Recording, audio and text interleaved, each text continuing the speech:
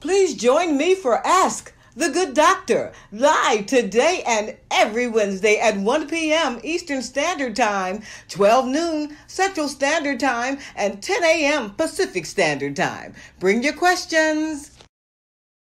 Hello, hello. It's Wellness Wednesday. I'm Dr. LaJoyce Brookshire, and welcome to Ask the Good Doctor.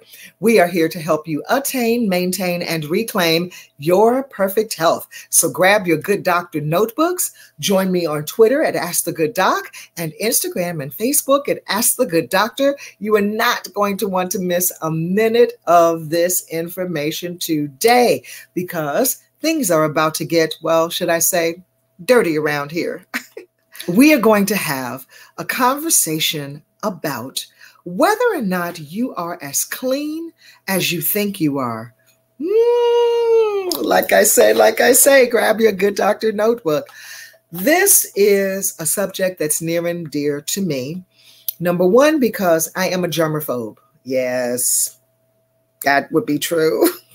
And even long before we were being encouraged to wash our hands by the little cartoon lady going to the bathroom, singing happy birthday, washing her hands, and then coming out of the bathroom. Even before we were educated in that way, I have always been one to protect my hands, to wash my hands, to sanitize my hands, and to even use those nice little wipes that come in a package that you get at some restaurants because they think their food is messy. Well, I'm going to tell you that washing your hands is the single best way to prevent disease. That is absolutely, positively a fact.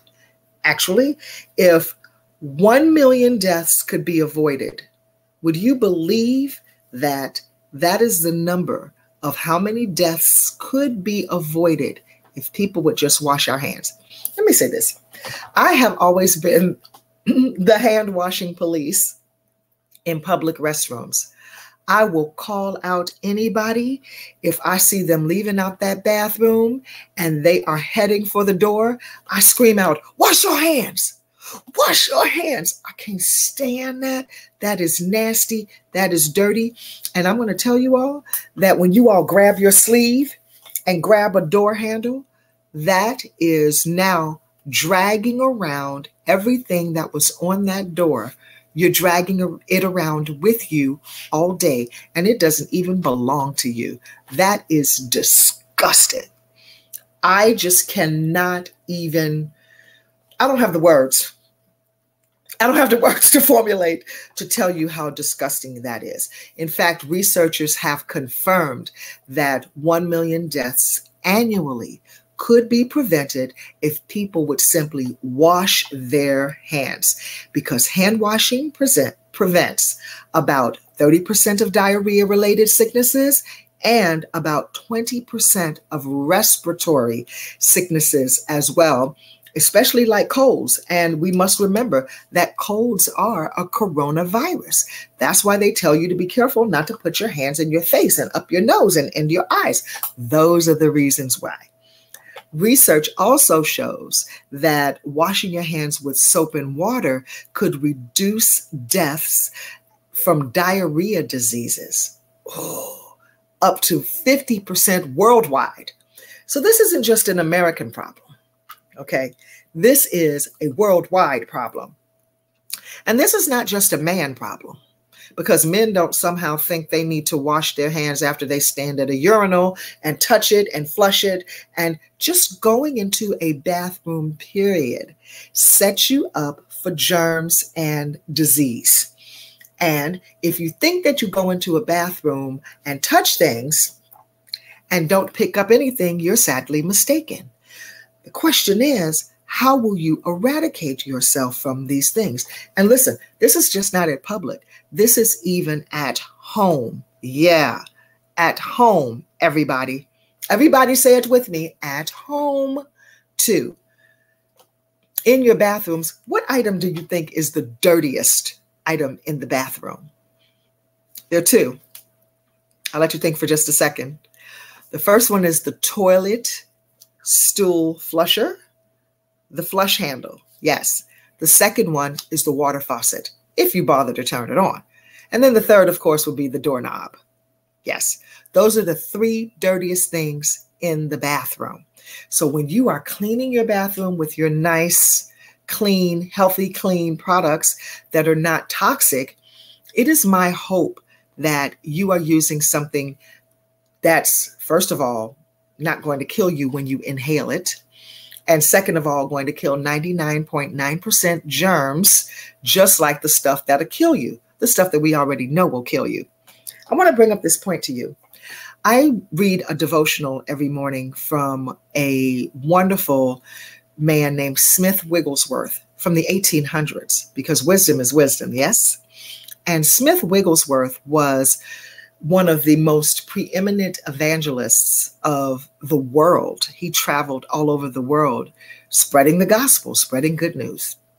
And one time when he was in Ireland, he went in to see a woman who was sick, and she was just rocking back and forth, he describes. She could not speak. She could barely breathe. And when he spoke to her and laid hands on her, whether that's your belief or not, that's not the issue. I'm going somewhere with this story. Stay with me. When he laid hands on her and she was able to speak and she said, "I'm healed," he asked her, "What happened to you?" And she told him, "I was cleaning my house and I fell ill. The doctors came and told me that I would suffocate to death." I threw down the book, because this is exactly what happens with non-toxic products. They get into the lung, we inhale them, and eventually we suffocate. And you know what, everyone? I'm going to tell you something. Enough is enough, because Smith Wigglesworth lived in the 1800s. You're trying to tell me that toxic cleaning products have been available to us since the 1800s and we haven't done anything about it? I'm going to give the people in the 1800s a pass, because they didn't really know better back then. Okay? Now we're learning better, and hopefully we're doing better. So if a woman from the 1800s was told by a doctor after cleaning her house that she would suffocate to death, and they thought there was nothing that they could do, what do you think is happening to us as everything is bigger, brighter, bolder? The same thing is going down today. Yes, it is. I want to encourage you today, as you hear more shocking statistics about cleanliness, and that prompts me to ask the question, are you really as clean as you think you are? Is your home as clean as you think you are? We can do better. We have to do better. Here's another statistic. 20% of people admit to not washing their feet or their legs when they bathe or shower, primarily when they shower. I'm going to repeat that. 20% of people admit to not washing their legs or feet when they shower. I think that's despicable, first of all. Like I say, that is just dirty. No, the water does not trickle down with the soap and automatically cleans the legs. It's called exfoliation, y'all. Exfoliation. Here's what you're missing when you don't touch a body part for days and days on end. You are missing stimulating the lymphatic system. This is why lymphoma, it's a cancer. Unfortunately, it's becoming a very popular cancer. Lymphoma is on the rise. It is on the rise because two reasons. People are not drinking enough water to transport the waste. The lymphatic system transport waste out of the body. Think of the lymphatic system as the body system that is the trash can. It is the garbage can. So it accumulates all of the garbage and waits for you to participate in activity that can throw out the trash, that can take out the trash. What takes out the trash from the lymphatic system? Well, drinking water, number one. Exercise, number two. Guess what? Showering. And good old massage. Woo! I'm an advocate for that one. Because when you bathe and you touch yourself, there are lymphatic points all along the body. Your neck, your breast, around your breast, under your arms, behind your legs, your thighs, your ankles, your intestinals. You have to touch yourself. And that stimulation, that vigorous cleaning helps to do just that. This is why people who are in nursing homes who only get bathed once a week, they usually have a bowel movement while they are being bathed in the shower. That is because the waste is finally moving around. And that's important. Do you know that 8.8% of dead skin cells accumulate on your body every single day? 8.8% of your skin cells on your body accumulate every day. Can you imagine what happens when you do not wash? If you do not bathe? That is actually what's happening to you. 54% of men and women admit to skipping washing their face before bedtime also. 54% of people admit to skipping washing their face. I'm going to tell you something. Don't you dare do that. Don't you dare do that. And it also makes a good case for bathing every single day and at night. Here's why. We're out in the street. We're out and about. You're interfacing with other people. And think about everywhere you went yesterday. You went to the post office, maybe. You went to the grocery store. Maybe you went to school. Maybe you went to work. Maybe you got on a New York City subway. I rest my case. But everywhere you went, a little bit of everywhere you went is left on you. The residue is left on you. So if you go to bed without bathing, a little bit of the post office, the grocery store, the classes, and oh yes, that subway is left on you. So you are taking all of the dirt and germs you accumulated for the day, and you're taking them to your bed with you. Yuck, yuck, and super yuck. All right? Don't do that. Clean yourself. It's equally important to understand that you have to use natural products on your body and not just the ones that say all natural. Investigate the ingredients. Use all natural product lines whose promise is we only source all natural organic ingredients. We are proven by science and tested by nature and approved by science. We are. Those are the types of products that you want to use so that you're not killing yourself, because whatever you put on the skin, it soaks in 26 seconds. Back to the skin. As I was saying about what accumulates, every single day we get trillions of new skin cells. Trillions of new skin cells.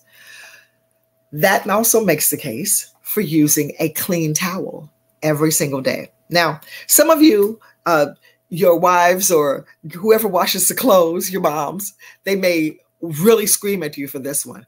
but show them this video, share with them this information. When you take off your clothes, if you have on, let's say you have on some black tights, ladies, when you have on black tights and you take those tights off, even if you lotioned, you will find dead skin cells, perhaps, somewhere on those tights. Gentlemen, when you take off your black shirt, you will see dead skin cells somewhere on that shirt. So if you try to repeat wearing those clothes, don't do that either. If you try to repeat wearing those clothes, you're putting them on with dead skin that you had on from who knows what day before. And that dead skin is just built up. It needs to be sloughed. It needs to be exfoliated. Making another good case for exfoliation daily, as well as draining the lymphatic system. Fun fact, if your skin feels tight right after you shower, it's not a sign of being clean. Instead, it indicates that your skin is too dry. So put some lotion on it. Careful about what lotion you use. Just the other day, Jergens had a recall for bacteria in their lotion. What? Good old Jergens. All right. I'm being facetious when I say that. I've long since put down those types of products and I've picked up healthier, natural products. This is my favorite go-to lotion. We'll talk more about that in a second. But some studies show that the 8.8 pounds of skin and proper bathing accumulates on your body regularly. That's what we're carrying around if we don't bathe, if we don't wash. Now, some people who like to brag that they don't take a bath every day, okay is all I have to say, because eventually we're going to know it. And especially those of us who have a heightened sense of smell. My sense of smell is very keen. I'm very grateful for that. And I could tell if somebody hasn't had a bath, if someone is not fresh. Some people say that they like to bathe in the morning instead of at night because they want to feel fresh. If you feel that you need to bathe again in the morning, then, take a rinse off and wash all the funky parts. That's what I like to say. I call them the funky parts. All right. Wash your funky parts. But a lot of people, they say they sweat all night. And for those of you who sweat all night, you need to see me. I have something for that. But otherwise, bathe at night. You will also find that you sleep better. And so for the people who have trouble sleeping, try bathing at night instead of in the morning. Now, a lot of people are trying to follow behind celebrities who had this little challenge during the pandemic. I don't know what was going on about bragging about how many days in a row they could go without bathing. I thought it was ridiculous then. Even during quarantine, I would bathe every day because why? We should. And even if you absolutely do nothing, believe it or not, the dead skin is accumulating. The germs are accumulating. Okay. We should also wash our hair when we shower or bathe. Now, let me just use this caveat. Black women cannot wash their hair every day. Hello. And don't at me over this. I've said this before and people are, you speak for yourself. I'm speaking for myself. Okay.